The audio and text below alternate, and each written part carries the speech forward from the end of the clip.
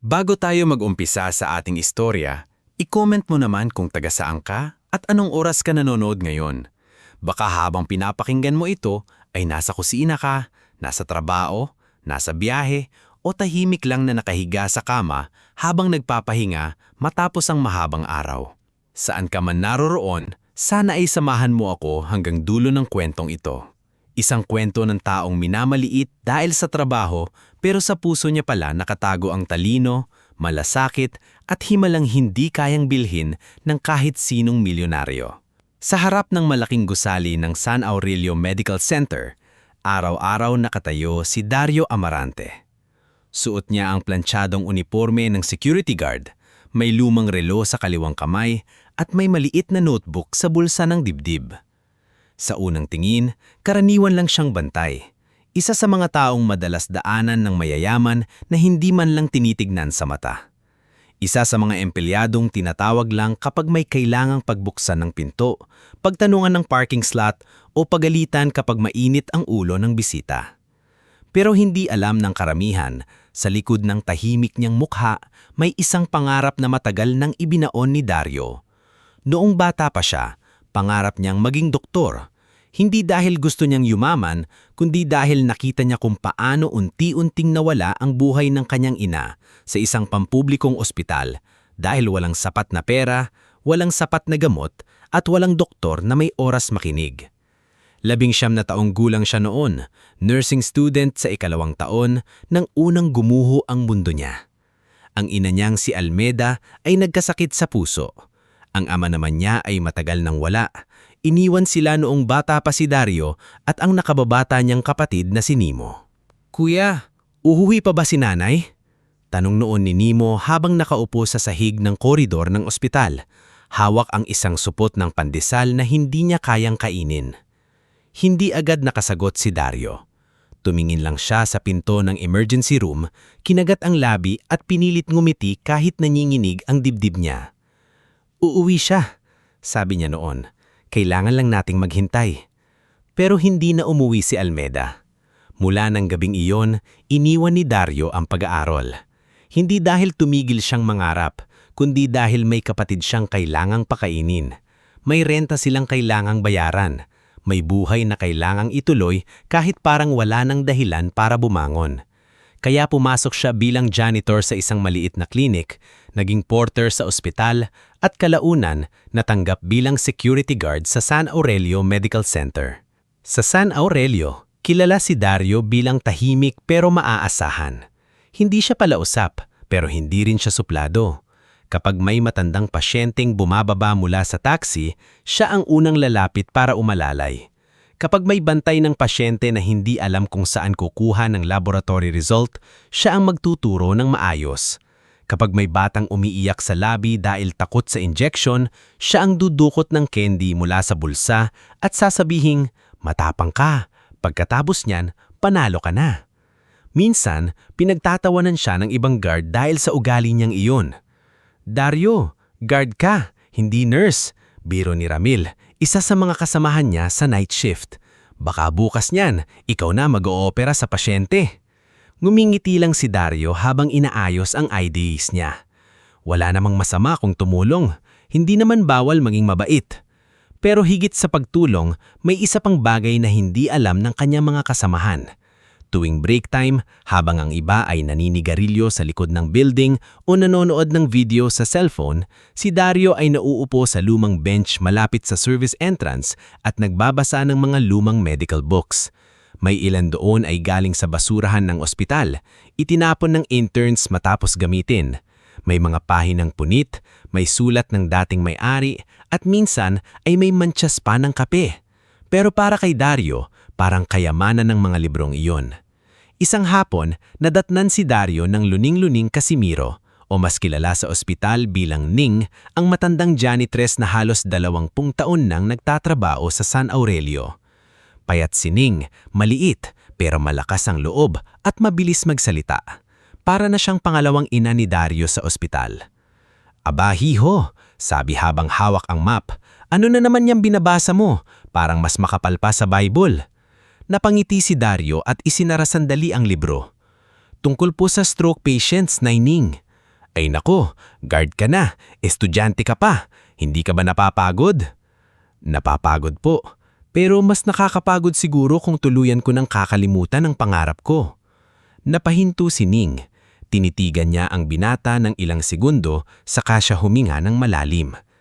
Alam mo Dario, may mga pangarap na kahit itago mo sa ilalim ng lupa, tutubo pa rin kapag panahon na. Hindi sumagot si Dario, pero tumatak sa kanya ang sinabi ng matanda. Sa kabilang bahagi naman ng lungsod, sa mataas na gusali ng Vera Foods Corporation, ibang klase ang mundong ginagalawan ni Celestina Vera. Kilala siya sa industriya bilang malamig, matalim magsalita at walang inuurungan. Kapag pumasok siya sa boardroom, tumatahimik ang lahat. Walang empleyadong nangangahas makipagbiruan sa kanya. Walang manager na gustong mahuli sa report. Sa edad na 30 dawa, hawak niya ang halos buong operasyon ng kumpanya, habang ang ama niyang si Don Roldan Vera ay nakaratay sa ospital. Ngunit sa likod ng mamahaling blazer, pulidong buhok at matigas na titig ni Celestina, may anak na gabi-gabing dinudurog ng takot. Sa VIP suite ng San Aurelio, nakaratay si Don Roldan. Dati siyang kilalang negosyante, matapang, maingay tumawa at laging may sigaw sa kusina ng kanilang unang pabrika. Siya ang nagpalaki ng maliit na negosyo ng pamilya hanggang maging isa sa pinakamalaking food companies sa bansa. Pero matapos ang isang matinding stroke, nagbago ang lahat. Hindi na siya makalakad. Hirap siyang magsalita. Minsan nakatingin lang siya sa kisame na para bang nakakulong sa sariling katawan. Ang punong doktor niya ay si Dr. Octavio Briones, isang kilalang espesyalista na laging may kasamang 2 residente at laging parang nagmamadali. Mataas ang tingin niya sa sarili at madalas niyang ipamukha sa ibang staff na mas mahalaga siya kaysa sa kanila. Miss Vera, sabi ni Dr. Briones isang umaga habang tinitignan ng chart ni Don Roldan. I will be direct. Your father's progress is extremely limited. We should manage expectations. Nakatayo si Celestina sa tabi ng kama ng ama. Nakakapit ang kamay niya sa gilid ng railing, pero nananatiling tuwid ang tindig niya. Anong ibig sabihin niyo? Tanong niya. Ibig sabihin, sagot ng doktor, huwag na kayong umasa sa malaking improvement. Sa ganitong edad at kondisyon, comfort care ang dapat pagtuunan. Napatingin si Celestina sa ama. Nakabukas ang mga mata ni Don Roldan, pero tila malayo ang tingin. Pero may mga araw na gumagalaw ang kamay niya, giit ni Celestina. Minsan parang naririnig niya ako. Bahagyang ngumiti si Dr. Briones, ngunit hindi iyon ngiting may awa. Ngiti iyon ng taong sanay magpatahimik ng umaasa. Reflexes, Ms. Vera. Minsan nakakalito sa pamilya ang ganong bagay. Nang umalis ang doktor, nanatili si Celestina sa tabi ng kama. Hinawakan niya ang kamay ng ama. Malamig iyon, mabigat, halos walang tugon. Papa, kung naririnig mo ako, kumapit ka lang. Hindi ko pa kayang mawala ka. Sa labas ng VIP floor, nakabantay si Dario malapit sa elevator. Hindi niya sinasadyang marinig ang huling sinabi ni Celestina. Bahagya siyang napayukok. Alam niya ang tunog ng anak na nagmamakaawa sa magulang na huwag munang bumitaw. Alam na alam niya iyon. Kasabay ng paghina ni Don Roldan, nagsisimula ring gumalaw ang mga taong may masamang balak. Isa sa kanila si Belenicio Vera, pinsan ni Celestina. Makisig mandamit, laging mabango at laging may ngiting parang kaibigan, pero sa likod ng mga mata niya ay naroon ang gutom sa kapangyarihan. Matagal niyang iniisip na siya dapat ang humahawak sa Vera Foods, hindi si Celestina. Kasama niya madalas si Attorney Brix Fulgencio, ang legal advisor ng pamilya. Manipis ang bigote, maingat magsalita at laging dalang leather folder. Kapag bumibisita sila sa ospital, hindi tulad ni Celestina na nauupo sa tabi ng kama ni Don Roldan. Mas madalas silang nag-uusap sa sulok, nagbubulungan tungkol sa shares, board control at medical incapacity. Isang gabi, habang pauwi na sana si Dario mula sa shift niya, nakita niya sa dulo ng hallway si Belenicio. Kausap nito si Attorney Brix habang nakatingin sa saradong pinto ng VIP suite. Habang buhay na lang ba tayong maghihintay? Hindi na makakapirma si Tito Roldan. Hindi na rin makakapagdesisyon. Si Celestina, emosyonal, madaling maipit. Kalma, Sagot ni Attorney Bricks. Kailangan lang ng tamang medical declaration. Kapag lumabas na permanent incapacitated siya, mas madali na ang proseso. Hindi lubos na intindihan ni Dario ang lahat, pero sapat na iyon para makaramdam siya ng bigat sa dibdib. Hindi siya nakialam. Wala siyang karapatan. Yun ang paalala niya sa sarili. Isa lang siyang guard. Kung magsalita siya, sino ang maniniwala? Kinabukasan, sa lobby, dumating si Mara Soliven, ang head nurse na kilala sa pagiging mahinahon kahit magulo ang paligid. Bitbit niya ang ilang folders at halos mabangga siya sa isang stretcher na mabilis na itinulak ng orderly. "Mamara, ingat po," sabi ni Dario habang inaalalayanan ng mga folders na muntik ng mahulog. "Salamat Dario, buti ka pa, laging alerto." "Trabaho po." Napansin ni Mara ang librong nakaipit sa ilalim ng logbook ni Dario. "Neurorehabilitation?" Basa niya sa cover. "Saan mo nakuha yan?" "Luma na po, itatapon na raw ng library." Tinignan siya ni Mara ng may pagtataka. "Binabasa mo talaga?" Opo, mabagal lang po ako minsan. Hindi nakapagsalita agad si Mara. Matagal na niyang napapansin si Dario. Ang paraan nito makipag-usap sa pasyente, ang bilis nitong makaramdam kapag may mali, ang pag-iingat nito kahit hindi naman sakop ng trabaho niya. May mga taong nag-aral ng medisina pero kulang sa malasakit. Si Dario, kulang sa diploma pero punong-puno ng puso. "Sayang ka," mahinang sabi ni Mara. Napatingin si Dario. "Po, wala," agad niyang bawi. "Sabi ko, sayang at late na ako, mauna na ako." Habang lumilipas ang mga araw, naging mas abala ang ospital. May mga pasyenteng dumarating, may mga pamilyang umiiyak, may mga doktor na nagmamadali, at may mga empleyadong pagod pero kailangang ngumiti. Sa gitna ng lahat ng iyon, nanatili si Dario sa kanyang pwesto. Tahimik, mapagmasid, at laging handang tumulong.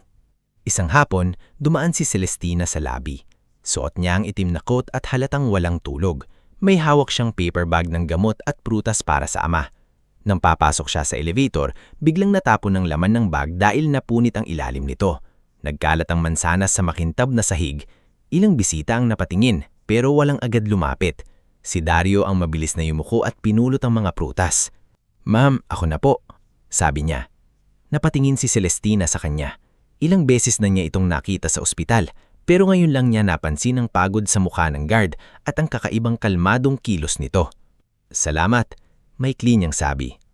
"May plastic po kami sa station, sandali lang." Habang inaayos ni Dario ang gamit niya, napatingin si Celestina sa notebook na nakabukas sa desk. May nakasulat doon ng mga terminong medikal, parang notes tungkol sa pasyenteng may stroke. Kumunot ang noo niya. "Ikaw ang nagsulat niyan." Saglit na natigilan si Dario, tila nahiyang may nakakita. "Opo ma'am, pasensya na po kung nakabukas. Personal notes lang po." "Medical notes?" "Binabasa ko lang po para may matutunan." Hindi na nagtanong si Celestina. Kinuha niya ang bagong plastic bag, tumanggo ng bahagya at pumasok sa elevator. Pero habang paakyat siya sa VIP floor, hindi niya maalis sa isip ang security guard na may sulat kamay na notes tungkol sa stroke. Sa gabing iyon, matapos ang duty, umuwi si Dario sa maliit nilang inuupahang kwarto sa likod ng isang lumang bakery. Naabutan niya si Nemo na nag-aayos ng school project sa mesa. 16 na taong gulang na ito ngayon, payat, tahimik, at may pilay sa kanang paa dahil sa aksidenteng nangyari ilang taon na ang nakalipas. "Kuya, late ka," sabi ni Nemo. "May tinulugan lang sa lobby." "Lagi ka namang may tinutulungan." Ngumiti si Dario habang naghahain ng simpleng hapunan, kanin, sardinas at pritong talong na bigay ni Ning. "Kumain ka na, may pasok ka pa bukas." Habang kumakain sila, napansin ni Nemo ang makapal na librong dala ng kuya. "Kuya," mahina niyang sabi, "gusto mo pa rin bang bumalik sa pag-aaral?" Hindi agad sumagat si Dario. Tumingin siya sa basag na bintana, sa ilaw ng poste sa labas, sa gabing tahimik pero mabigat. "Gusto," amin niya. Pero hindi lahat ng gusto kaya agad kunin. Pero balang araw, napangiti si Dario kahit may lungkot sa mata. Balang araw. Hindi niya alam na ang balang araw na iyon ay nagsisimula ng lumapit. Hindi niya alam na ang tahimik niyang pagbabantay sa pintuan ng ospital ay magdadala sa kanya sa loob ng isang pamilyang puno ng lihim, sakit at pagtataksil. Hindi niya alam na ang matandang pasyenteng madalas niyang nakikita sa VIP floor ang magiging dahilan para mabago ang takbo ng buhay niya. At higit sa lahat, hindi niya alam na darating ang araw na isang milyonaryang halos mawalan na ng pag-asa ay haharap sa kanya, iiyak sa harap ng maraming doktor at bibitawan ang pangakong magpapayanig na hindi lang sa buong ospital kundi sa puso niyang matagal ng sanay na walang pimipili sa kanya. Bago tayo magpatuloy sa ating istorya, i-comment mo muna kung taga saan ka at anong oras ka nanonood ngayon. Baka kakagaling mo lang ng trabaho, baka nagpapahinga ka sa bahay o baka kasama mo ang pamilya mo habang pinakikinggan ang kwentong ito. Sa parteng ito, mas lalalim ang lihim sa loob ng San Aurelio Medical Center at dito unti-unting makikita na minsan ang taong nasa pinakatahimik na sulok ang siyang unang nakikita ng katotohanan na hindi napapangsin ng mga taong mataas ang posisyon. Kinabukasan matapos ang gabing kinausap ni Dario ang kapatid niyang si Nemo tungkol siya pangarap na bumalik sa pag-aaral, mas maaga siyang dumating sa San Aurelio Medical Center. Madilim pa ang langit at ang mga ilaw sa labas ng ospital ay parang mga matang gising kahit tulog pa ang buong syudad. Bitbit niya ang lumang medical book na binabasa niya kagabi, nakabalot sa plastic para hindi masira kung sakaling umulan. Pagpasok niya sa guard station, nadandaan niya si Ramil na humihikap habang nagsusulat sa logbook. Ang aga mo naman, Dario. Sabi nito, may exam ka ba? Ngumiti lang si Dario habang isinusuot ang ID. Wala, gusto ko lang maaga. Ganyan talaga kapag walang love life, biro ni Ramil. Trabaho na lang ang nililigawan. Hindi na sumagot si Dario. Sanay na siya sa ganoong biro. Mas mahalaga sa kanya ang katahimikan kaysa makipagtalo sa bagay na hindi naman makakatulong. Nang masulyapan niya ang elevator papunta sa VIP floor, bigla niyang naalala si Celestina Vera. Ang babaeng muntik nang mapunit ang dignidad sa pagod pero pilit pa ring matatag sa harap ng lahat. Ilang oras ang lumipas, naging abala na ang labi. May dumating na pasyenteng naka-wheelchair, may batang may lagnat, may buntis na alalay ng asawa at may matandang lalaking halos hindi na makahinga. Gaya ng dati, hindi lang basta nakatayo si Dario. Inalayaan niya ang matandang lalaking bumaba sa taxi, tinulungan ng isang ginang na naliligaw sa billing section at binigyan ng tubig ang isang batang umiiyak habang hinihintay ang resulta ng laboratory. Bandang tanghali, inutusan siya ng supervisor na maghatid ng incident report sa VIP floor. Karaniwan ay hindi siya umaakyat doon ng walang dahilan, pero dahil kulang ang tao, siya ang pinapunta. Tahimik siyang pumasok sa elevator, hawak ang folder, at habang tumataas ang mga palapag, ramdam niya ang kakaibang bigat sa dibdib. Ang VIP floor ay hindi tulad ng ibang bahagi ng ospital. Doon mabango ang hallway, mas malambot ang ilaw, mas makintab ang sahig at halos walang ingal. Pero para kay Dario, mas mabigat ang katahimikan doon dahil alam niyang sa likod ng magagandang pinto ay may mga pamilyang may sugat din, kahit gaano pa sila kayaman. Pagdating niya sa nurse station, nakita niya si Mara Sullivan na abala sa pagtingin ng charts. May hawak itong ballpen sa bibig habang nagtatype sa computer. Ma'am Mara, bati ni Dario. Pinadadala po ng supervisor. Tinanggap ni Mara ang folder at tumango. Salamat Dario. Sandali, pwede mo bang ihati dito sa room 702? Naiwan ng aid sa medication tray. Pero wag mong gagalawin ang laman. Iabot mo lang kay Nurse Tessa sa loob. Opo. Kinuha ni Dario ang maliit na envelope at lumakad patungo sa room 702, ang kwarto ni Don Roldan Vera. Bahagya siyang kumatok bago pumasok. Sa loob, malamig ang hangin at tahimik ang mga makina. Nakahiga si Don Roldan sa kama, nakatagilid ng kaunti ang ulo. Nakabukas ang mga mata, pero tila malayo ang tingin. Wala si Celestina sa loob at wala rin si Nurse Tessa. Ilang segundo lang dapat mananatili si Dario, ngunit napatigil siya nang marinig ang mahinang tunog mula sa maliit na speaker sa tabi ng kama. Lumang kanta iyon, kundi man, mabagal, malumanay, parang awit mula sa panahong matagal nang lumipas. Napatingin si Dario kay Don Roldan. Sa unang tingin walang akaiba, ngunit dahil sanay siyang magmasid, napansin niyang sa tuwing tumataas ang nota ng kanta, bahagyang gumagalaw ang daliri ng matanda. Hindi malakas, hindi halata. Isang munting pitik lamang na madaling baliwalain kung nagmamadali ka o kung hindi ka naniniwala na may pag-asa pa ang pasyente. Lumapit si Dario ng kaunti, pero nanatili sa tamang distansya. Sir, mahinang tawag niya. Halos pabulong lang. Walang sagot, pero muling kumibot ang hintuturo ng matanda. Pumasok si Nurse Tessa, isang batang nurse na halatang pagod. Ay, Kuya Dario, nandyan ka pala. Akin na yung envelope. Inabot niya iyon, pero hindi agad umalis. Nurse, ingatan niyang sabi. Napapansin niyo po ba na gumagalaw ang daliri niya kapag may music? Tingin si Tessa kay Don Roldan pagkatapos ay nagkibit alakat. Minsan may reflex. Sabi ni Dr. Briones, normal daw yan sa kondisyon niya. Pero parang sumusunod po sa tunog. Napangiti si Tessa, hindi nang may pangukuntsari kundi tila wala na rin siyang lakas maniwala. Sana nga kuya, pero sa dami ng doktor na tumingin, kung may ibig sabihin yan, siguro nakita na nila. Tumanggo si Dario. Alam niyang wala siya sa posisyon na ipilitang napansin niya. Lumabas siya sa kwarto ngunit dala niya ang tanong sa isip. Paano kung hindi lang refleksiyon? Sa sumunod na mga araw, mas naging mapagmasid si Dario. Hindi niya sinasadyang makialam. Sinusunod pa rin niya ang trabaho niya bilang security guard. Pero kapag nadadaanan siya sa VIP floor, kapag naghahatid siya ng report, o kapag tinatawag siya para umalalay sa bisita, napapansin niyang mga maliliit na bagay kay Don Roldan.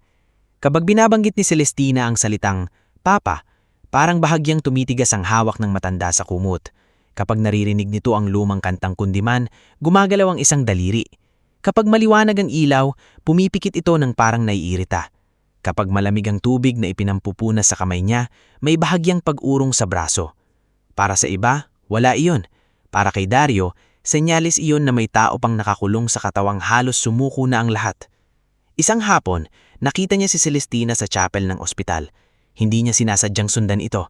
Nagkataon lamang na inutusan siyang tingnan ng isang sirang ilaw lapit sa hallway. Bukas ang pinto ng maliit na chapel at doon niya nakita ang babaeng milyonarya nakaluhod sa pinakahuling upuan. Walang kasamang assistant, walang driver, walang abogado. Nakayuko ito hawak ang rosaryo na marahil ay matagal nang hindi nagagamit. Papa, Bulong ni Celestina, hindi alam na may nakakarinig sa labas. Patawarin mo ko, nung malakas ka pa lagi kitang sinasagot. Lagi kong sinasabing makaluma ka, na hindi mo naiintindihan ng mundo ngayon. Pero ngayon, kahit pagalitan mo lang ako ulit, tatanggapin ko. Basta magsalita ka lang. Napayuko si Dario. Hindi siya religi-yosong tao sa paraan ng iba. Pero alam niya ang bigat ng dasal na nanggagaling sa taong wala nang makapitan. Dahan-dahan siyang umatras para hindi makita ni Celestina na narinig niya iyon. Pagbalik niya sa guard station, hindi siya mapakali. Binuksan niya ang lumang libro at binalikan ng bahagi tungkol sa neurological response, sensory stimulation at post-stroke recovery. Hindi niya sinasabing doktor siya. Hindi niya iniisip na mas magaling siya kaysa sa mga espesyalista. Pero may bahagi ng isip niya ang nagsasabing may mali sa bilis ng pagsuko ng lahat. Kinagabihan, habang papalitan na siya sa pwesto, nakita niyang dumating sina Belenicio Vera at Attorney Brix Fulgencio. Pareho silang maayos manamit. Si Belenicio ay nakasuot ng kulay abong suit, habang si Attorney Brix ay may dalang makapal na leather folder. Hindi sila dumiretso agad sa kwarto ni Don Roldan. Sa halip, tumigil sila malapit sa waiting lounge sa gilid ng hallway, kung saan may malaking vase at halaman na nakatago sa sulok. Naroon si Dario. Inaayos ang visitor log, kaya narinig niya ang ilang bahagi ng usapan. Kailangan ng pirmahan ni Celestina ang interim authority, sabi ni Attorney Brick sa mababang boses. Hindi siya papayag habang naniniwala pa siyang gagaling si Tito, sagot ni Belenicio, halatang naiinis. Kaya kailangan nating ipakita sa kanya ang medical recommendation. Kapag sinabi ni Briones na permanent na ang incapacity, wala na siyang magagawa. Tumigas ang kamay ni Dario sa hawak na ballpen. At kung magmatigas pa rin? Tanong ni Belenicio. Then we use pressure. Board, suppliers, bank covenants. Takutin mo na babagsak ang kumpanya kung hindi siya pipirma. Mahinang tumawa si Belenicio. Perfect. Masyadong emosyonal si Celestina kapag ama niya ang usapan. Doon natin siya kukunin. Hindi na nakarinig pa si Dario dahil lumapit ang isang visitor para magtanong ng room number. Ngunit sapat na ang narinig niya para malaman niyang may mas malalim na nangyayari. Hindi lang ito tungkol sa sakit ni Don Roldan. May mga taong naghihintay na tuluyang mawalan ng boses ang matanda para maagaw ang naiwan niyang kapangyarihan. Kinabukasan, habang nasa pantry si Mara, nilapitan siya ni Dario. Ayaw niyang magmukhang tsismoso. Ayaw niyang mapahamak. Pero mas ayaw niyang manahimik kung may posibilidad na may niluluto laban sa pasyente. Ma'am Mara, mahina niyang sabi. May pwede po ba akong itanong? Napatingin si Mara sa kanya. Bakit parang seryoso ka? Tungkol po kay Don Roldan. Bumaba ang tingin ni Mara sa tasa ng kape niya. Ano tungkol sa kanya? Nakikita niyo po ba yung mga galaw niya? Yung daliri, mata. Minsan yung kamay kapag naririnig niya si Ma'am Celestina. Napabuntong hininga si Mara. Dario, alam ko pong guard lang ako. Agad niyang dugtong. Hindi po ako nagpapanggap na doktor. Pero may nababasa po ako tungkol sa patients na mukhang hindi responsive pero may awareness pa. Baka po pwedeng... Delikado yung sinasabi mo. Putol ni Mara, pero hindi galit ang boses niya. Mas nangingibabaw ang takot. Kung marinig ka ni Dr. Briones, baka hindi lang sermon ang abutin mo. Baka mawalan ka pa ng trabaho. Pero paano kung may chance pa po? Tumingin si Mara sa pinto, sinigurang walang nakikinig. May mga pagkakataon na naisip ko rin yan, Dario. Pero hindi sapat ang hinala, Dario. Kailangan ng formal assessment. At sa ospital na ito kung nagsalita ka laban sa consultant na kasing lakas ni Dr. Briones, ikaw ang madudurog. Paano naman si Don Roldan? Natahimik si Mara.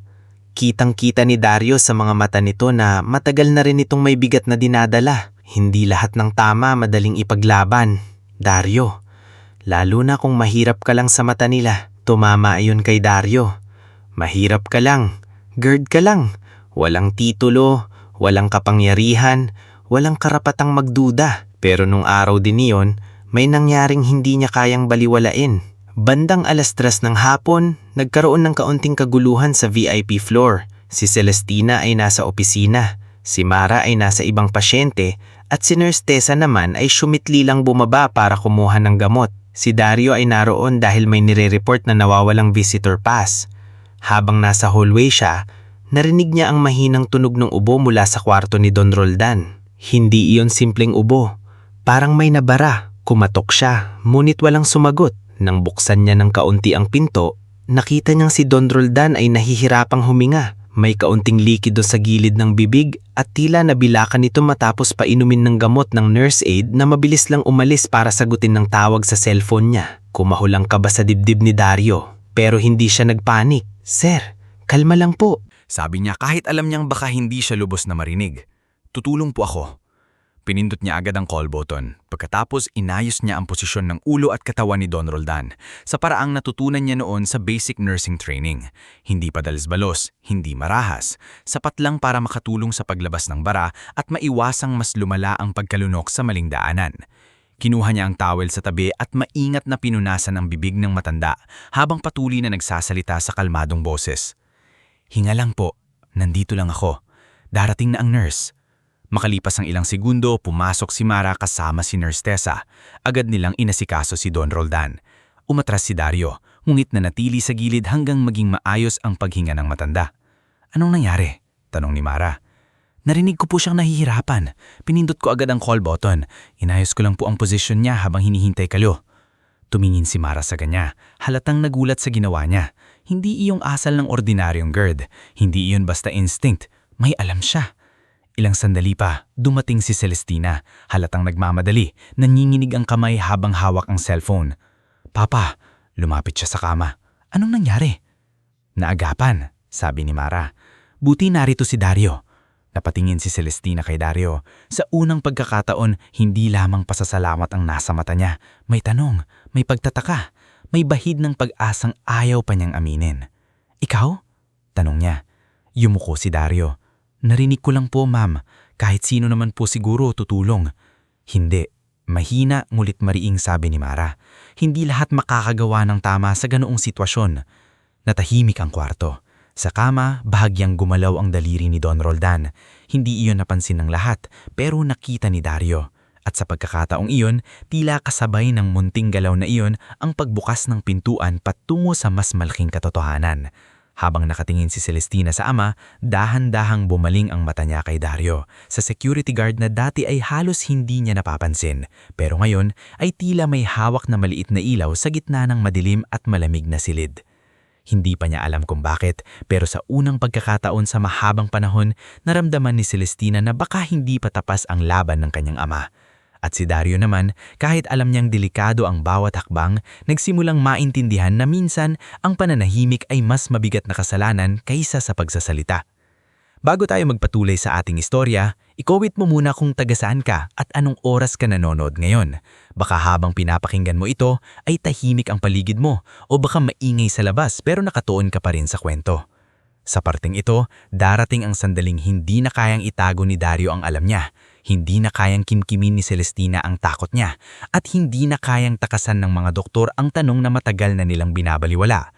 Paano kung ang matandang akala nilang wala ng pag-asa ay naghihintay lang pala ng taong tunay na makikinig? Mula nang maagahang nabilaukan si Don Roldan, nagbago ang tingin ni Celestina kay Dario. Hindi niya ito biglang trinato bilang espesyal, hindi ganun kabilis magtiwala si Celestina. Lumaki siyang napapalibutan ng mga taong marunong ngumiti habang may hawak na patalim sa likod. Sa negosyo, natutuhan niyang ang labis na kabaitan ay minsang ginagamit lang na hagdan para makalapit sa kapangyarihan. Ngunit may kakaiba kay Dario. Hindi siya nagpapaawa, hindi siya nagpapansin. Kapag nagpapasalamat si Celestina, yumuyuko lang ito at bumabalik sa pwesto na para bang wala siyang ginawang mahalaga. Pero para kay Celestina, mahalaga iyon.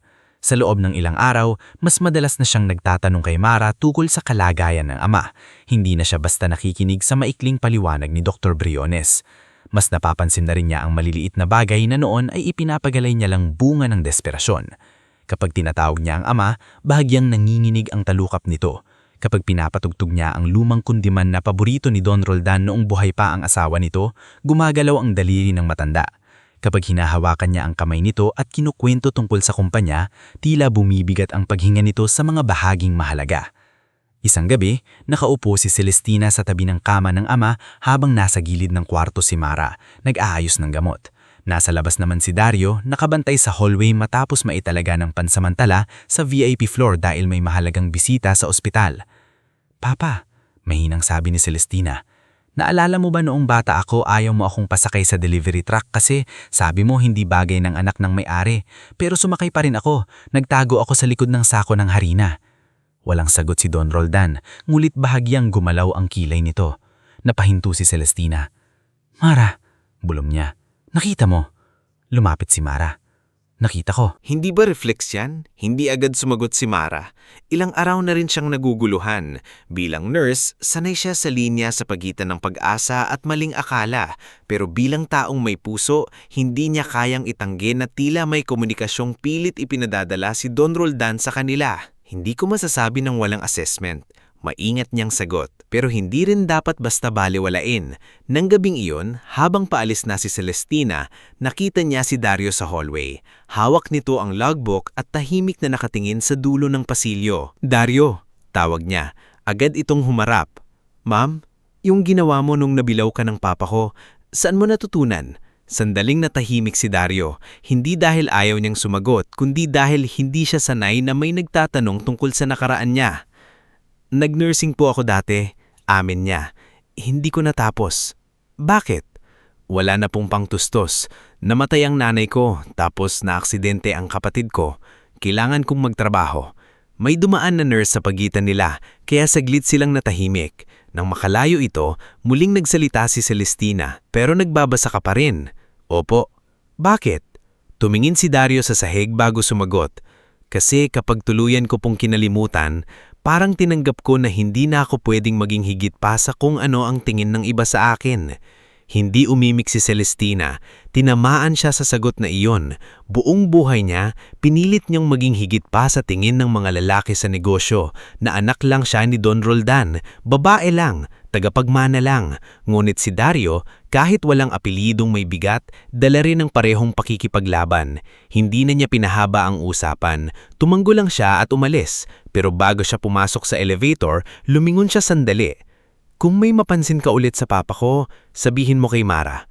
"Opo, ma'am." Hindi sinabi ni Celestina na sabihin din sa kanya, pero iyon ang ibig niyang sabihin. Dumating ang araw ng lingguhang medical conference para kay Don Roldan. Nasa VIP suite sina Celestina, Mara, Nurse Tessa, 2 resident doctors at si Dr. Octavio Briones. Dumating din si Belinicio at Ate Brix, dala ang kanilang formal na mukha at mga dokumentong hindi hinihingi ni Celestina. Si Dario ay nasa labas, ngunit bukas ng bahagya ang pinto dahil labas-pasok ang mga nurse. Hindi siya nakikinig para makialam.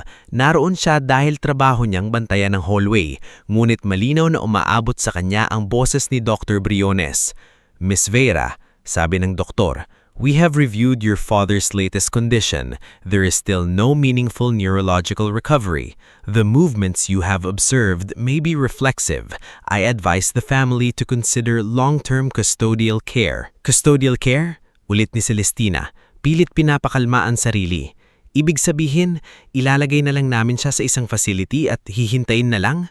Hindi ganun kasimple, but essentially, we manage comfort, prevent complications, and accept limitations. Humakbang si Belenisio na tila nakahanap ng tamang pagkakataon. Celestina, baka oras na rin para isipin ng kumpanya. Hindi masama iyon. Gusto rin naman ni Tito Roldan na protektado ang pinaghirapan niya. Matalim na tumingin si Celestina sa pinsan. Hindi pa patay ang papa ko, Belenisio. Nagtaas ng kamay si Ate Brix, kunwari ay kalmado. Walang nagsasabing patay na siya. Mulit legally speaking, incapacity requires structure. May mga dokumento lang tayong dapat ihanda para hindi maapektuhan ang operations. Habang nag-uusap sila, biglang bumago ang tunog ng monitor ni Don Roldan. Hindi malakas sa simula, parang babala lang. Luwapit si Nurse Tessa, tinignan ng vitals at kumunot ang noo. "Doctor," tawag niya, "tumataas ang heart rate."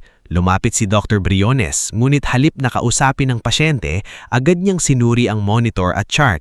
Possible agitation, increase observation. Sa kama, gumalaw ang daliri ni Don Roldan. Pagkatapos ay tila humigpit ang panga. Mabigat ang paghinga niya, naninginig ang kanang banyang kamay na nasa ibabaw ng kumot. "Papa," lumapit si Celestina. "Papa, naririnig mo ba ako?" Mas mabilis ang tibok sa monitor. "Miss Vera, step back," utos ni Dr. Briones. "May sinasabi siya," sigaw ni Celestina. "Tignan niyo ang kamay niya." "Reflexive movement," malamig na sabi ng doktor. "Please do not interpret." Hindi reflex. Hindi na napigilan ni Celestina. Kanina pa siya gumagalaw kapag naririnig ang boses ko. Naging magulo ang kwarto. Si Belenisio ay atrasin, halatang inis na nasisira ang planong pag-uusapan tungkol sa dokumento. Si Ate Brix naman ay tahimik na nagmamasdan. Si Mara ay mabilis na lumapit sa kama ni Don Roldan. Mabilis niyang sinubukang pakalmahin si Don Roldan. Sa labas, narinig ni Dario ang pagtaas ng boses. Sinubukan niyang manatili sa pwesto, ngunit nang narinig niya ang hirap ng paghinga ni Don Roldan at ang pag-iyak ni Celestina, hindi na niya napigilan ng sarili. Pumasok siya ng bahagya sa pinto. "Mamara," maingat niyang kinawag. Lumingon si Mara. Sa tingin pa lang nito, alam niyang pareho sila ng naiisip. "Dario, huwag." Mahinang sabi niya, hindi dahil ayaw niyang tumulong ito, kundi dahil alam niyang delikado.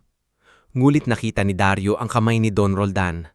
Sa bawat banggit ni Celestina ng papa, gumagalaw ang hintuturo nito.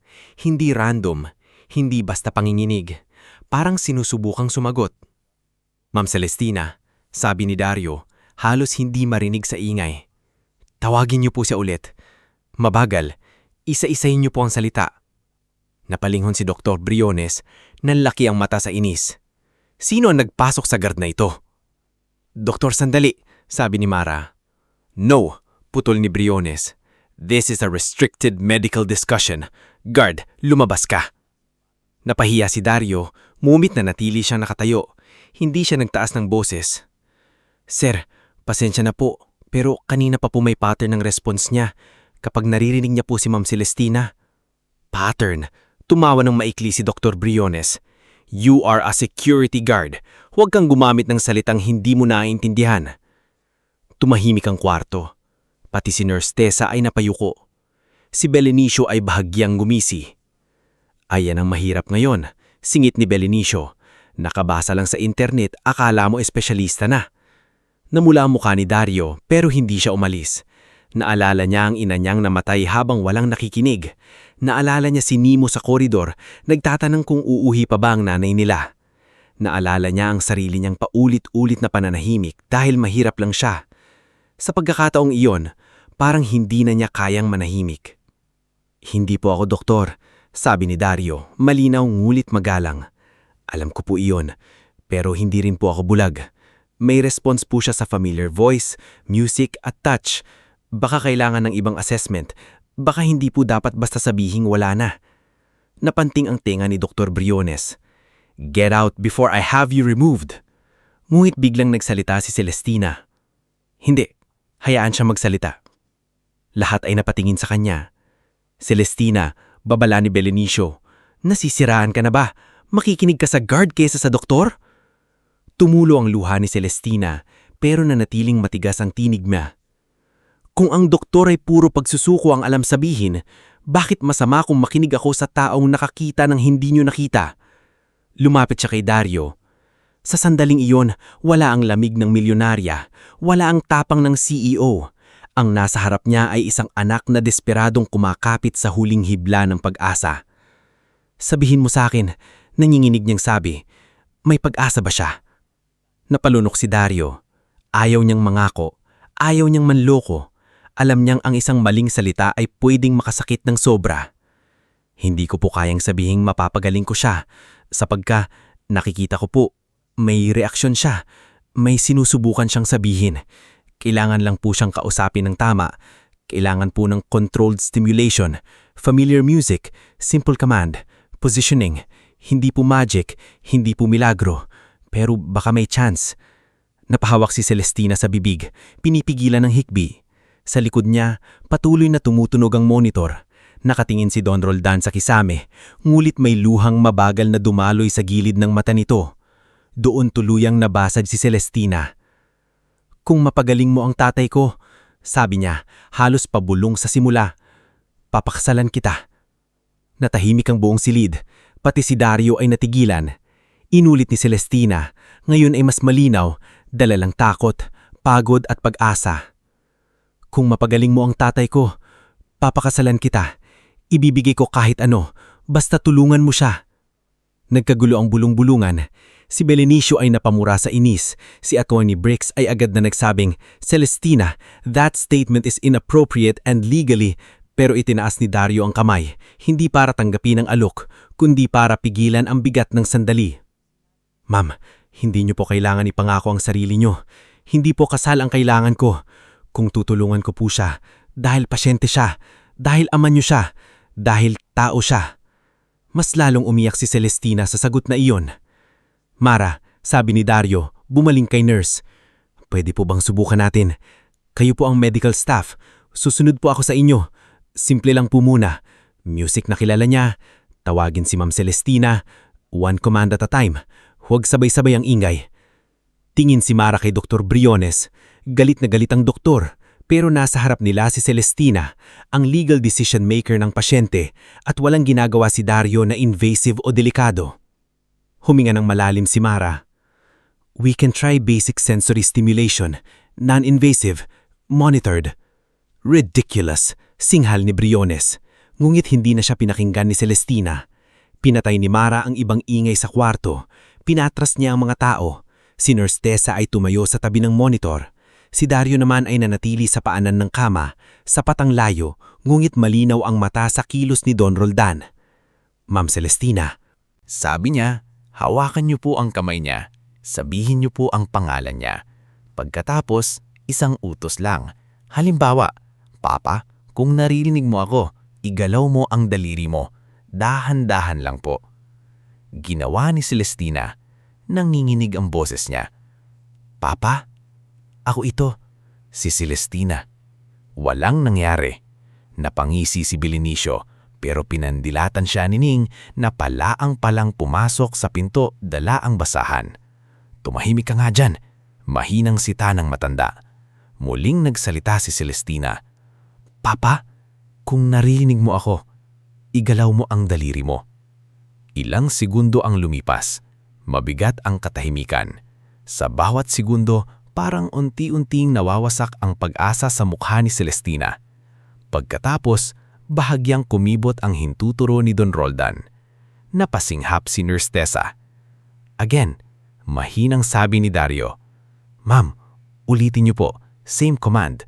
Tumulo ang luha ni Celestina sa kamay ng ama. Papa, kung naririnig mo ako, igalaw mo ulit ang daliri mo. Mas matagal ang paghihintay. Ngunit muling gumalaw ang daliri. Mas malinaw, mas sinadya. Namutla ang dalawang resident doctors. Nahakbang si Mara papalapit sa monitor, nanginginig ang labi sa gulat. Si Dr. Briones ay hindi makapagsalita. Music! Bulong ni Dario. Yung paborito niya po. Agad kinuha ni Celestina ang cellphone at pinatugtog ang lumang kundiman na madalas niyang ilagay sa kwarto. Sa unang mga nota pa lang, nagbago ang paghinga ni Don Roldan. Hindi na ito kasing bigat. Ang matang kanina ay nakatitig lang sa kisame ay dahan-dahang gumalaw pakanan, papunta sa direksyon ni Celestina. Papa, halos mapasigaw si Celestina. Dahan-dahang bumuka ang mga mata ni Don Roldan ng mas malinaw. Tila hinahanap niya ang mukha ng anak. Nang makita niya ito, umagos ang mas maraming luha sa gilid ng kanyang mata. Papa, nandito ako. Umiiyak na sabi ni Celestina. Nandito ako. At sa harap ng mga doktor na kanina ay sigurado nang wala ng pag-asa, dahan-dahang umangat ang kamay ni Don Roldán. Hindi mataas, hindi malakas, pero sapat para maabot ang kamay ng anak.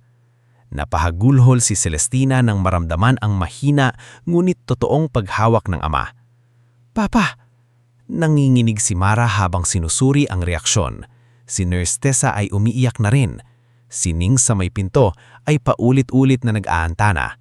Si Belinisio naman ay namutla, hindi dahil natuwa siya, kundi dahil nakita niyang gumalaw ang taong inaasahan niyang mananatiling tahimik. Si Dr. Briones ay tila nawalan ng dugo sa mukha.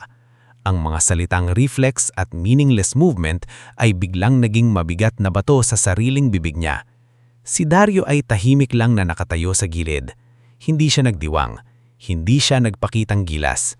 Tinignan niya lang si Don Roldan at Celestina at sa kauna-unahang pagkakataon matapos ang maraming taon, naramdaman niyang may saysay ang lahat ng gabing nagbasa siya kahit pagod. Lahat ng panahong tinis niya ang pangmamaliit at lahat ng pagkakataong pinili niyang manatiling mabait kahit walang pumapansin. Hindi pa gumaling si Don Roldan. Hindi pa tapos ang laban. Pero sa araw na iyon, may nabuksang pinto. At mula sa pintong iyon, nagsimulang pumasok ang liwanag. Hindi mula sa yaman ng pamilya Vera, hindi mula sa pangalan ng sikat na doktor, kundi mula sa isang security guard na minsang pinagtatawanan pero piniling makinig sa katahimikan ng isang matandang pilit pang lumalaban. Bago tayo magpatuloy sa ating storya, i-comment mo muna kung taga-saan ka at anong oras ka nanonood ngayon. Baka sa puntong ito ay nasundan mo na ang hirap ni Dario, ang durusa ni Celestina at ang munting himalang nangyari sa silid ni Don Roldan. Pero tandaan, sa totoong buhay, hindi natatapos ang laban sa isang sandaling gumalaw ang kamay ng isang pasyente. Minsan, doon pa lang nagsisimula ang mas mahirap na paglalakbay.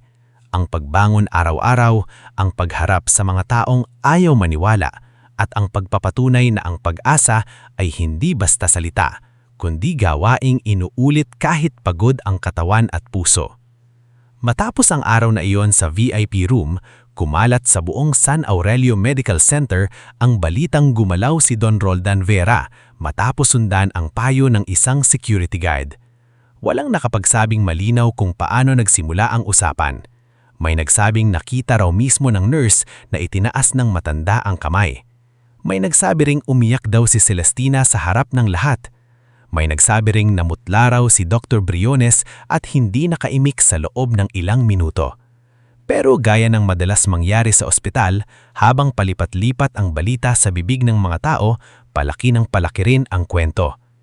Sa pantry ng mga nurse, halos araw-araw pinag-uusapan si Dario. Siya ba yung guard sa lobby? Tanong ng isang bagong nurse.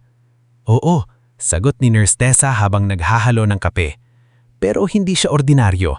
Alam niya yung mga basic stimulation exercises. Hindi siya mayabang, pero may alam talaga. Baka naman tsamba lang, sabi ng isa pang nurse. Napatingin si Mara Sullivan sa kanila mula sa gilid. Hindi siya mahilig makisali sa chismis, pero sa pagkakataong iyon, nagsalita siya.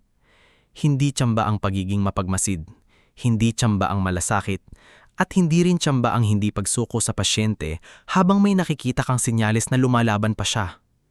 Tumahimik ang mga nurse.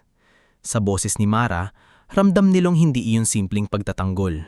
Bilang head nurse, matagal na niyang nakita ang pagkukulang ng sistema.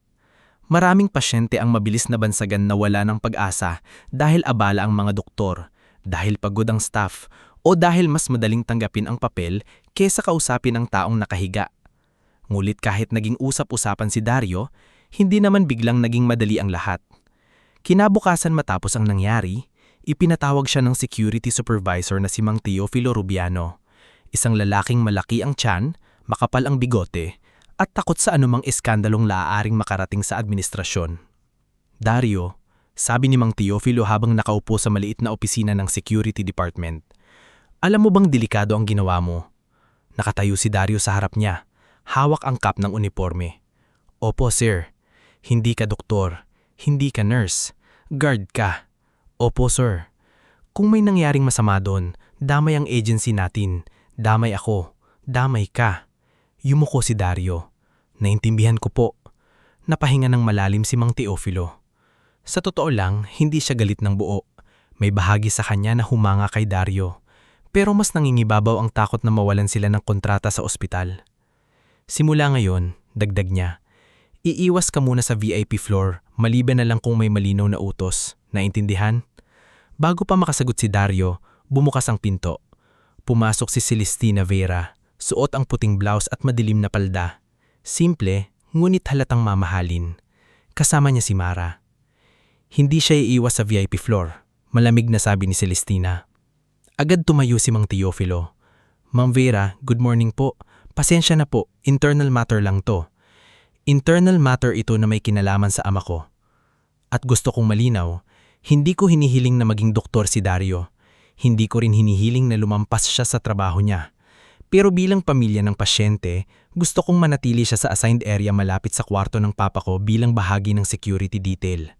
Wala siyang gagawin ng medical procedure, pero ayaw kong tanggalin siya roon. Hindi nakaimik si Mang Teofilo. Tumingin si Dario kay Celestina. Ma'am, ayoko po kayong mapahamak dahil sa akin. Si Celestina naman ang tumingin sa kanya. Hindi na ganun katigas ang mukha niya gaya ng una silang magkakilala, pero nanatili ang otoridad sa boses. Hindi mo ako pinapahamak, Dario. Tinulungan mo ang papa ko noong lahat kami ay nalulunod ng takot. Hindi alam ni Dario ang isasagot, kaya yumuko na lamang siya. Mula noon, nagsimula ang mas maayos at mas mahabang proseso para kay Don Roldan. Hindi ito himala na kinabukasan ay bumangon agad ang matanda at lumakad. Hindi iyon ganun kadali. Kinailangan muna ng bagong pagsusuri. Dahil sa pagpupumilit ni Celestina at suporta ni Mara, tinawag nila si Dr. Isadora Kalumpit, isang rehabilitation doctor na hindi kasing sikat ni Dr. Briones sa mga magazines at medical conferences, pero kilala sa tahimik na dedikasyon sa stroke recovery. Pagdating ni Dr. Isadora sa kwarto ni Don Roldan, una niyang ginawa ay hindi tumingin agad sa chart. Lumapit siya sa kama, gumiti ng marahan, at tinawag ang pasyente sa pangalan. Don Roldan, ako si Dr. Isadora Kalumpit. Hindi ko po kayo mamamadaliin, pero susubukan nating alamin kung gaano karami ang kaya ninyong ipakita sa amin. Napatingin si Celestina kay Mara. Iyon ang unang doktor na kinausap ang ama niya na para bang tao pa rin ito, hindi lamang kaso sa papel. Sa unang session, simple lang ang ginawa nila. Pinahawakan ni Celestina ang kamay ng ama. Nagpatugtog sila ng paboritong kundiman. Gumamit sila ng malinaw at maikling utos. Ipikit ang mata. Igalaw ang daliri. Tumingin sa kanan. Hindi lahat ay nasusunod ni Don Roldan. Minsan walang galaw. Minsan pagod agad. Minsan tila nawawala ang konsentrasyon. Pero may mga pagkakataong tumutugon siya. At sa bawat muting tugon, parang may ilaw na nadaragdagan sa loob ng kwarto. Si Dario ay madalas nasa labas lang ng pinto. Hindi siya nakikialam. Pero kapag tinatanong ni Dr. Isadora kung ano ang mga napansin niya ritong mga nakaraang araw, sinasagot niya ng maingat. Mas responsive po siya sa boses ni Ma'am Celestina kaysa sa ibang tao. Kapag masyadong maraming nagsasalita, parang napapagod siya. Mas gumagalaw po yung daliri niya kapag mababa ang volume ng music kaysa kapag malakas. Hindi siya nagsasalita na parang eksperto. Nagsasalita siya na parang taong matagal nang nakamasid. At yun ang naging mahalaga. Isang gabi, matapos ang therapy session, naabutan ni Celestina si Dario sa hallway. Nakaupo ito sa bench, hawak ang lumang libro pero halatang pagod na pagod. May mga araw na galing siya sa mahabang duty, uuwi para asikasuhin si Nemo, matutulog ng kaunti, tapos babalik sa ospital.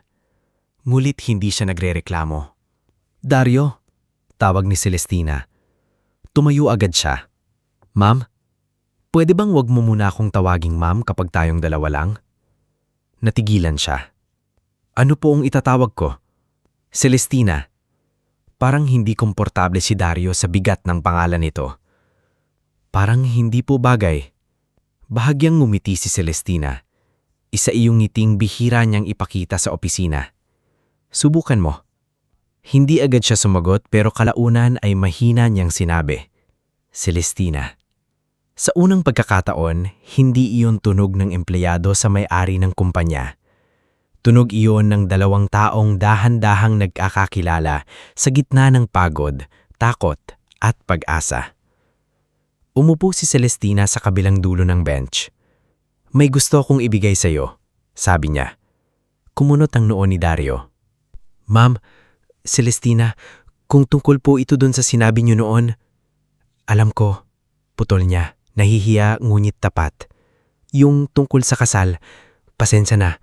Sinabi ko yun dahil desperada ako. Hindi ko dapat ginamit ang ganung pangako. Wala po yun. Meron, sabi niya. Kasi pinakita mo sa akin na may mga taong tumutulong nang hindi naghihintay ng kapalit. Kaya ngayon hindi ako mag-aalok ng bagay na makakasira ng dignidad mo. Inabot niya ang isang envelope. Ano po ito? Scholarship, full tuition, nursing program. Kung gusto mong bumalik sa pag-aaral, tutulungan kita. Pero malinaw ito, Dario. Hindi ito bayad sa ginawa mo. Hindi ito utang na loob na kailangan mong tumbasan. Gusto kong suportahan ang pangarap na hindi mo dapat iniwan. Matagal na nakatingin si Dario sa envelope. Para sa iba, papel lang iyon. Para sa kanya, parang pinto na matagal nang sarado at biglang may susi sa harap niya. Pero imbes na agad tanggapin, ibinalik niya ito kay Celestina. Hindi ko po matatanggap kung dahil lang naaawa kayo sa akin. Hindi awa ito. At hindi ko rin po matatanggap kung magiging dahilan para maisip ng mga tao na binili niyo ako. Napatingin si Celestina sa kanya at sa halip na mainis, mas lalo siyang humanga. Ano ang kondisyon mo? Tanong niya. Huminga ng malalim si Dario. Kung tatanggapin ko po ito, gusto kong malinaw sa lahat na mag-aaral ako dahil kaya kong pumasa, hindi dahil paborito ako ng Vera family. Kailangan ko pa rin pong magtrabaho at ayoko nang may kahit sinong sumabi kay Nemo na nabubuhay kami sa limos. Lumambot ang mukha ni Celestina. Deal. Sa sumunod na mga buwan, nagbago ang buhay ni Dario. Pero hindi sa paraang marangya. Hindi siya biglang lumipat sa mansyon. Hindi siya bumili ng mamahaling damit. Nananatili siya sa maliit nilang inuupahang kwarto ni Nemo, ngulit may nadagdag sa araw-araw niya. Klase, modules, exams, at pagod na halos magpabagsak sa katawan niya. Sa umaga, pumapasok siya sa ospital. Sa hapon o gabi, pumapasok siya sa school. Sa madaling araw, nag-aaral habang tulog si Nemo. Kuya, sabi ni Nemo minsang nakita niyang nakatulog si Dario sa ibabaw ng libro. Pahinga ka naman. Nagising si Dario, pinuhid ang laway sa gilid ng bibig at napangiti. 5 minuto lang. Yan din sinabi mo kanina, 1 oras ka nang nakayuko. Tumatawa siya ng mahina. Binabantayan mo na ako ngayon? Oo, ako naman. Sa ospital, patuloy ang therapy ni Don Roldan. May mga araw na maganda ang progreso. May mga araw na tila bumabalik sila sa simula. Minsan nakagagalaw siya ng daliri. Minsan hindi. Minsan nasusundan niya ng mata si Celestina. Minsan nakatitig lang siya sa kisame. Ngulit hindi na sumuko si Celestina.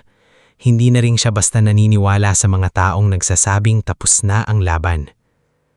Sa mga panahong iyon, unti-unti ring lumalim ang samahan nila ni Dario. Hindi iyon mabilis na pag-ibig parang sa pelikula. Nagsimula iyon sa respeto. Sa simpleng pag-uusap habang naghihintay ng therapy result. Sa kape na iniiwan ni Celestina sa bench dahil alam niyang hindi pa kumakain si Dario.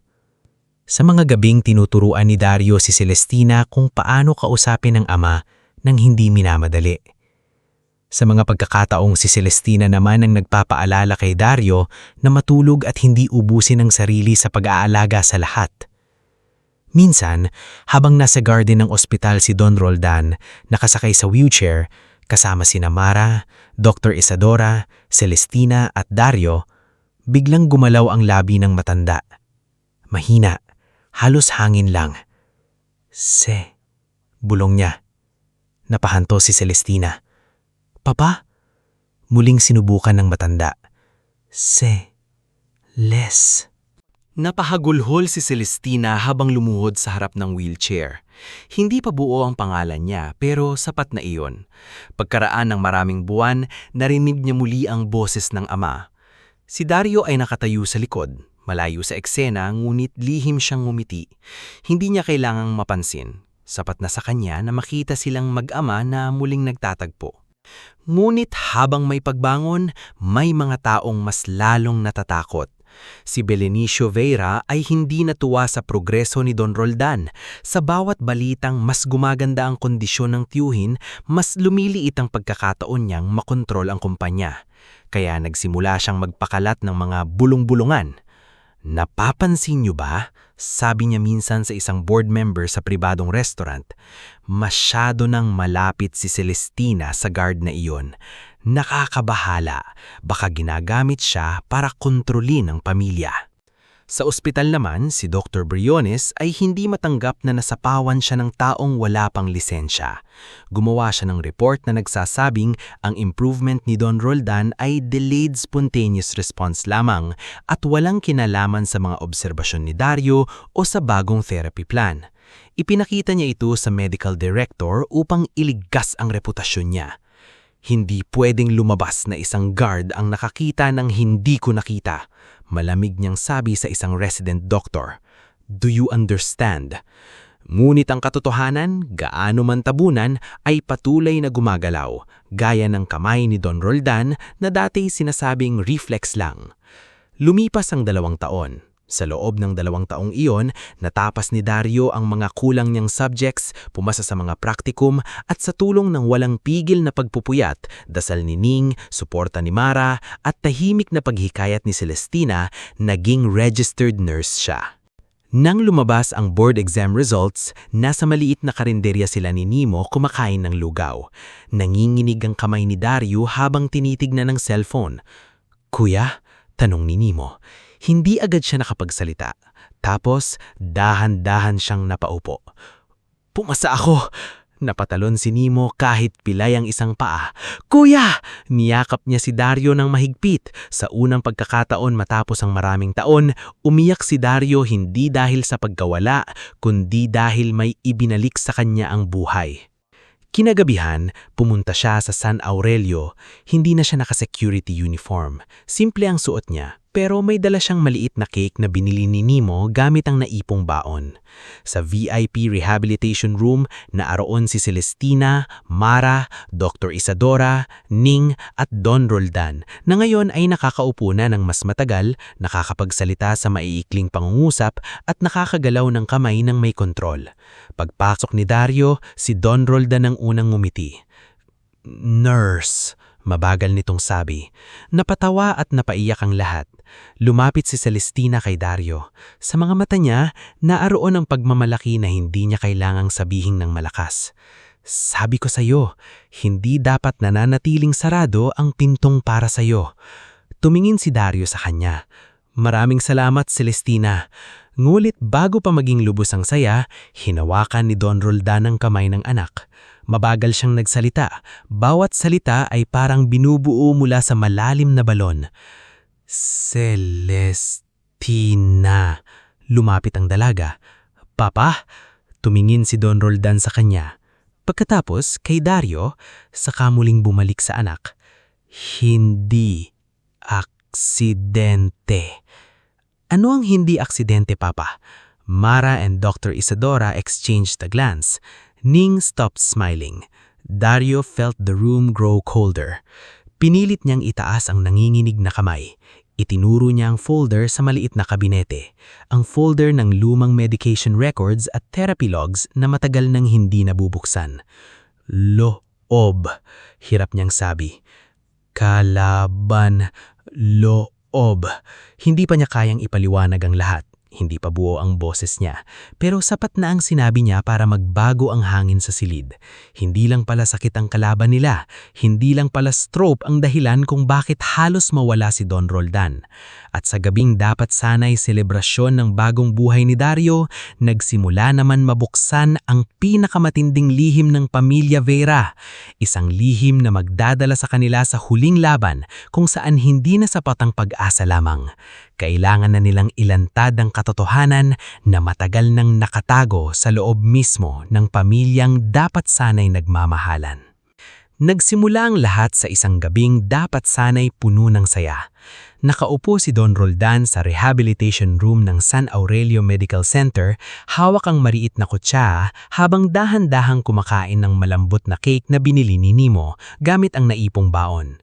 Sa tabi niya, nakatayo si Celestina, pilit na nakangiti kahit may takot na gumagapang sa dibdib matapos marinig ang sinabi ng ama. Hindi aksidente, kalaban, loob. Paulit-ulit iyon sa isip niya. Hindi iyon simpleng salita ng pasyenteng nalilito. Kilala ni Celestina ang ama niya. Kahit hirap magsalita, may bigat ang bawat titig ni Don Roldan. May gustong iparating. May matagal nang kinimkim. Lumapit si Dario sa maliit na cabinet na itinuro ni Don Roldan. Maingat niyang kinuha ang folder ng medication records at therapy logs. Hindi niya ito binuksan agad. Tumingin muna siya kay Mara at Dr. Isadora na kapwa seryoso ang mukha. Dapat po sigurong dumaan ito sa tamang proseso, mahinang sabi ni Dario, para walang makapagsabing ginalaw natin ng mali ang records. Tumanggo si Dr. Isadora. Tama ka. Kailangan nating gumawa ng kopya, i-secure ang originals at ipa-review sa independent medical auditor. Napahawak si Celestina sa balikat ng ama. Papa, si Belenicio ba? Hindi agad nakasagot si Don Roldan. Nanginginig ang labi niya. Kitang-kita ang paghihirap sa kanyang mukha. Hindi lang dahil sa katawan niyang hindi pa lubusang sumusunod, kundi dahil masakit para sa isang ama at tiyuhin na tanggapin na may kapamilya siyang maaaring naghihintay sa kanyang tuluyang pananahimik. Hindi, isa, putol-putol niyang sabi. Marami, parang lumamig ang buong silid. Kinabukasan, hindi nag-ingay si Celestina. Hindi niya kinompronta agad si Belenicio. Hindi niya himarap si Dr. Briones ng padalos-dalos. Sa halip, ginawa niya ang natutunan niya sa ama niya noong bata pa siya. Kapag malaki ang kalaban, huwag sumugod ng walang hawak na ebidensya. Kasama si Mara, Dr. Isadora at Dario, sinimulan nilang suriin ang mga lumang record. Hindi ito madali. May mga pahinang kulang, may oras ng gamot na hindi tugma sa nursing notes, may therapy sessions na nakalagay na completed kahit ayon sa dating schedule ni Mara, walang therapist na pumasok sa mga oras na yon. May ilang sedatives na tila na ibigay ng mas madalas kaysa sa inirekomenda para sa kondisyon ni Don Roldan. Hindi ito normal, sabi ni Dr. Isadora habang nakatingin sa photocopies. Hindi ko sasabihin agad na sinadya, pero kung stroke patient ka na kailangan ng neurological response monitoring, ang sobrang sedation ay pwedeng magmukhang mas unresponsive ka kaysa sa tunay mong kondisyon. Napalunok si Mara. May mga araw noon na nagtataka ako kung bakit parang sobrang antok niya. Pero sabi ni Dr. Briones, agitation control daw. May pangalan ba kung sino ang nag-administer? Tanong ni Celestina. Tinuro ni Mara ang ilang initial sa record. QL. Quirino Laksamana, sabi ni Dario. Yung nurse aide na minsang nakita kong nagmamadaling umalis sa kwarto noong nabilaukan si Don Roldan. Tahimik ang lahat. Si Quirino ay hindi gaanong napapansin sa ospital. Mababa ang boses, laging nakayuko at madalas nasa night shift. Hindi siya kontrabida sa itsura. Hindi siya mukhang masama. Isa siyang ordinaryong taong may sariling problema sa buhay.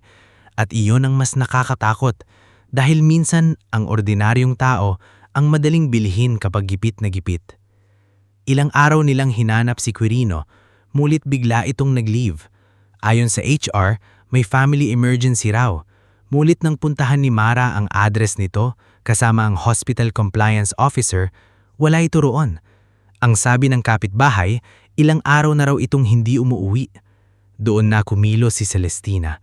Gumamit siya ng pribadong investigador, hindi para manakit o manakot, kundi para hanapin ang taong maaaring susi sa lahat. Makalipas ang 1 linggo, natagpuan si Quirino sa maliit na boarding house sa Cavite. Nagtatago, nanginginig sa takot at halos hindi makatingin sa mata. Hindi siya agad nagsalita.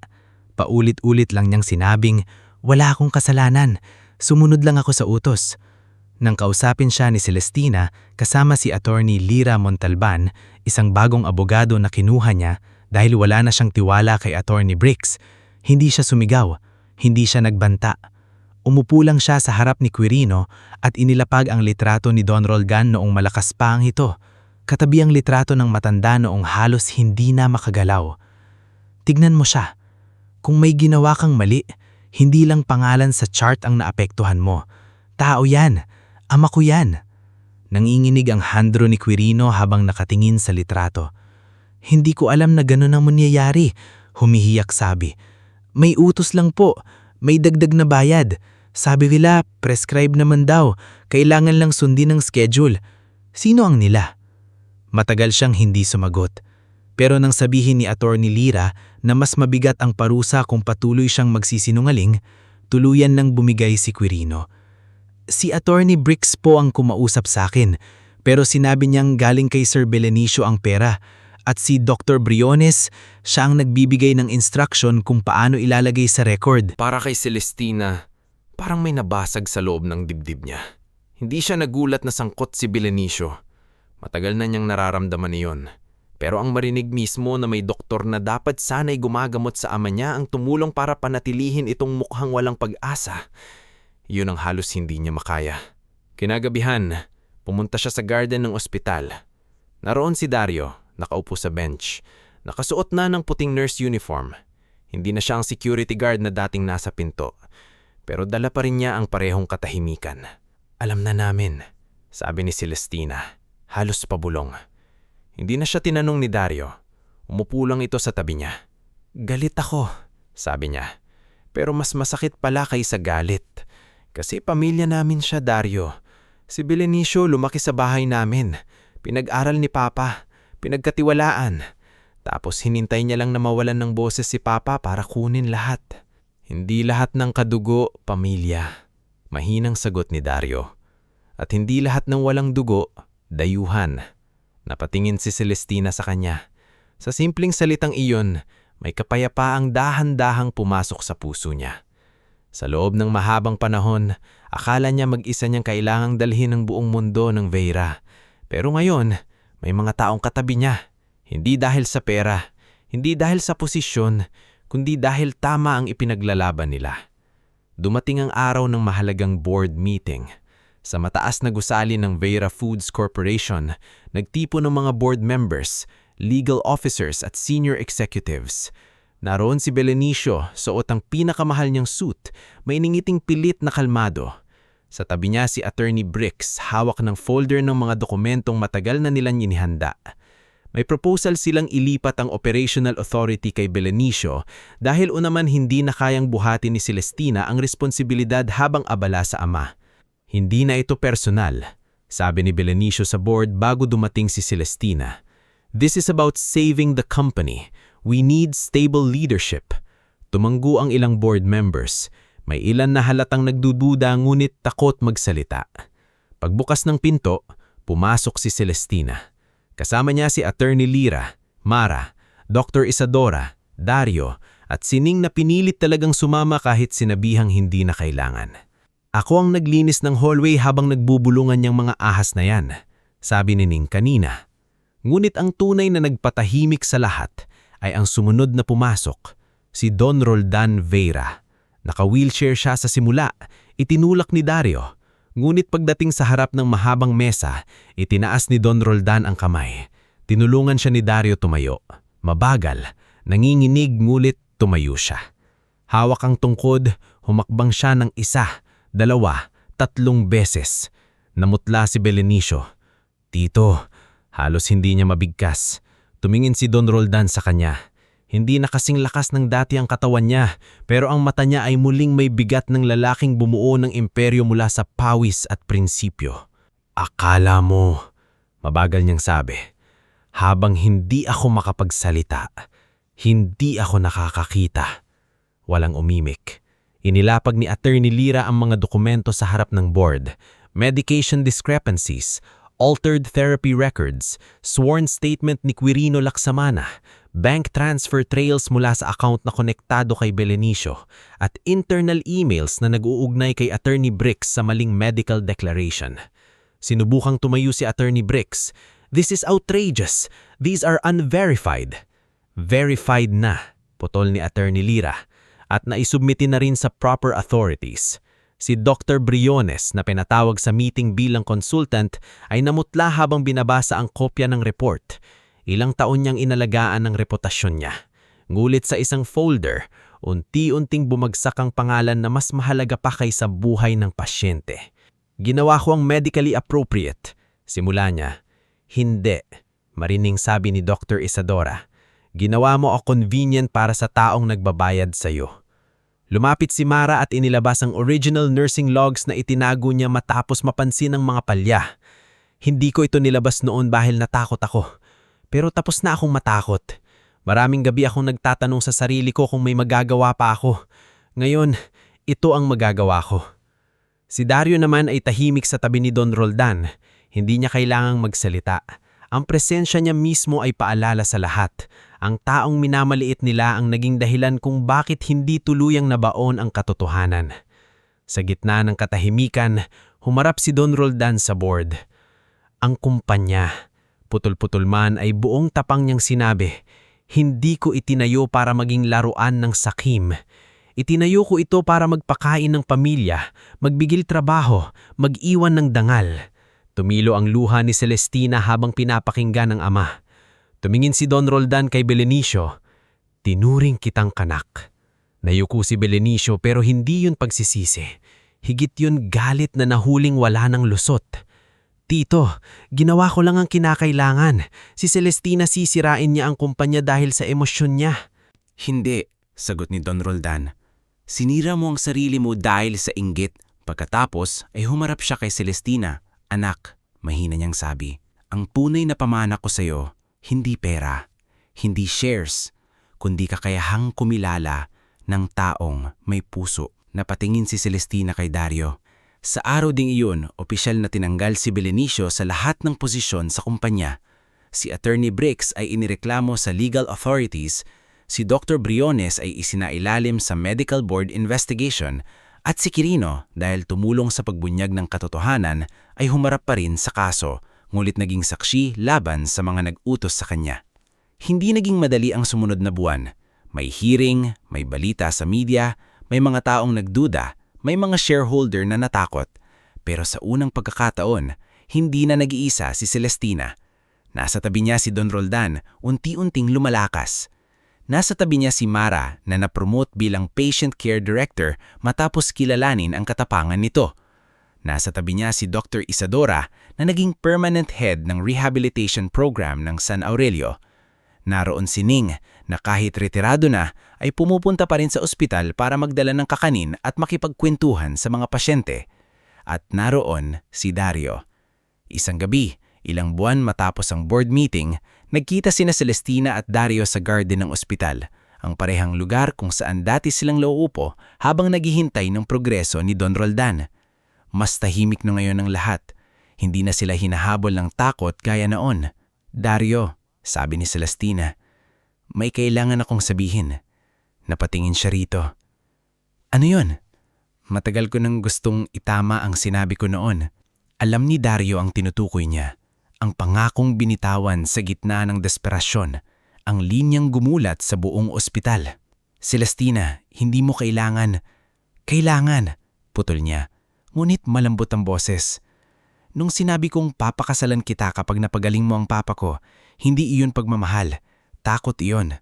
Pakiusap iyon. Desperasyon iyon. At ayokong magsimula tayo sa ganoon. Tahimik siyang nakinig. Huminga ng malalim si Celestina. Kaya ngayon, wala akong ipinapangakong yaman. Wala akong hinihinging kapalit. Gusto lang kitang tanungin bilang ako. Hindi bilang Vera. Hindi bilang SEO.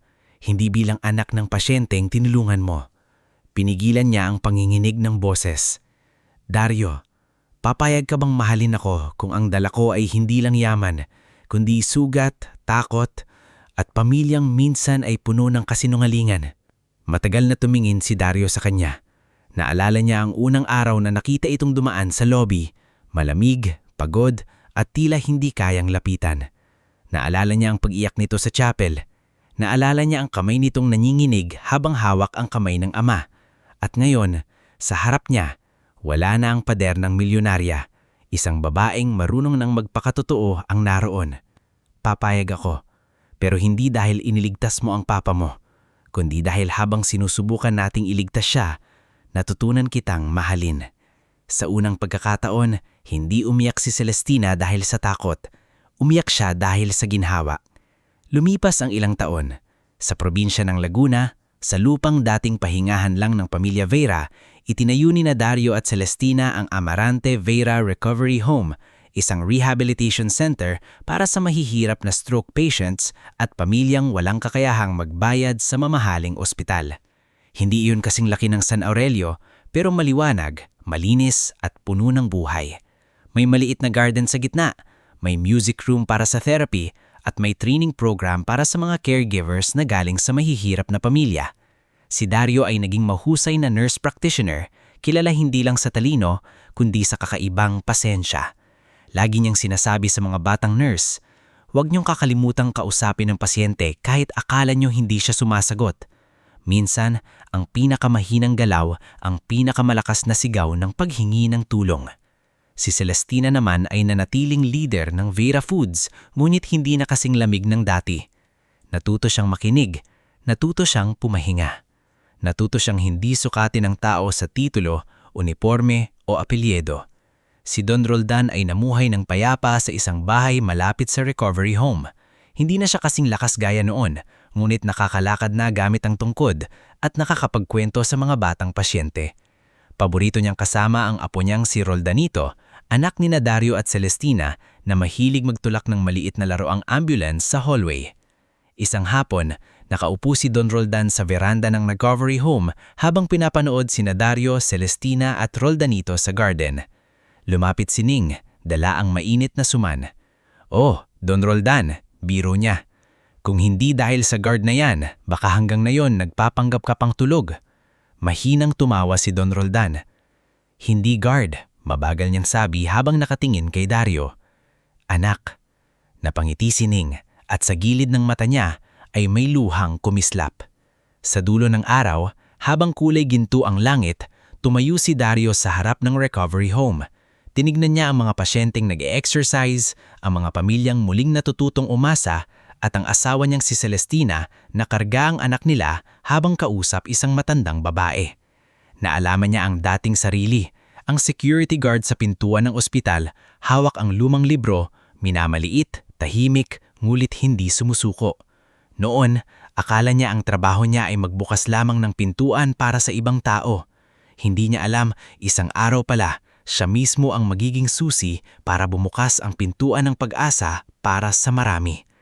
At doon nagtapos ang kwento ni Dario Amarante, hindi bilang lalaking yumaman dahil sa milyonarya, kundi bilang taong pinatunayan na ang tunay na himala ay hindi laging biglaang nangyayari. Minsan, ito ay bunga ng malasakit na hindi napapansin, talinong hindi nabigyan ng diploma, at pusong piniling tumulong kahit paulit-ulit na minamaliit ng mundo.